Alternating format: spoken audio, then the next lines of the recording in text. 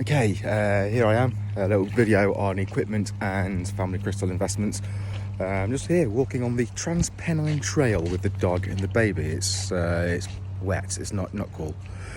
But I have banged on about equipment investments for a long time. Most of these are actually free once you get your investments to level 25, so they're well worth doing. And what they do is they buff the buffs that your equipment gives you. So let's say the gear you're wearing, your King's fighting gear, let's say that gives you a 200% biker attack buff. By the end of your equipment investments, that buff will be worth 10% more, so it'll be 220% biker attack just because of that buff. And most of these are free. In terms of time, you still need resources to do them.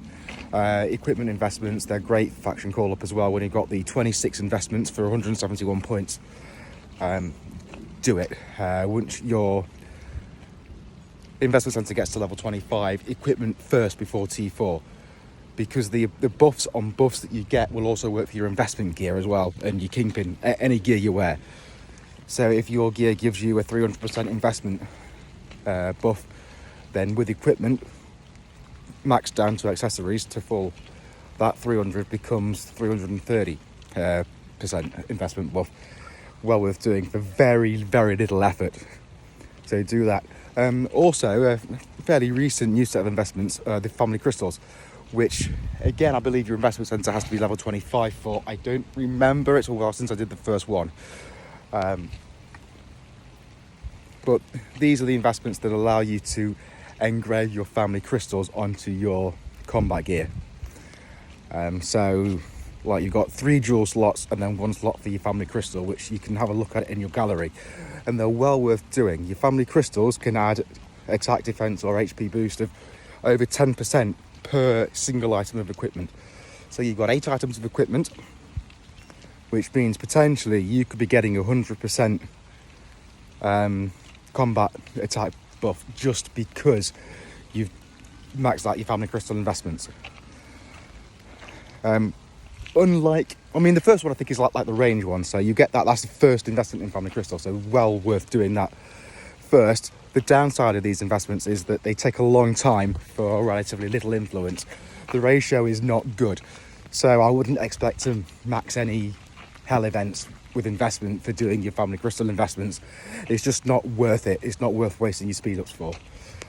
But do these as and when you can, when you're in between big investments, go for it. And obviously equipment and family crystal, the last investments that you do are for your accessories, because you get 3 accessories, so the investment is good for 3 times.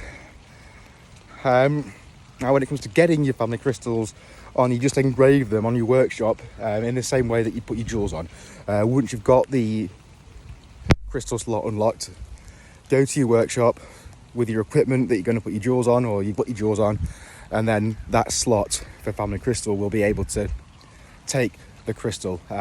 Best advice is the highest attack attribute for whichever troop type you're buffing. HP may be worth it. Defense won't be, because the attack will be worth more for you overall.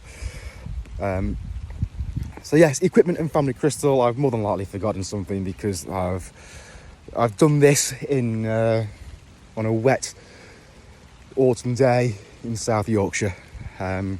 Any questions, feel free to PM me. I'll get this uploaded as soon as I can. I'm going to be at home when I do that. And yeah, just look at what a lovely day this isn't. Right, you've been awesome.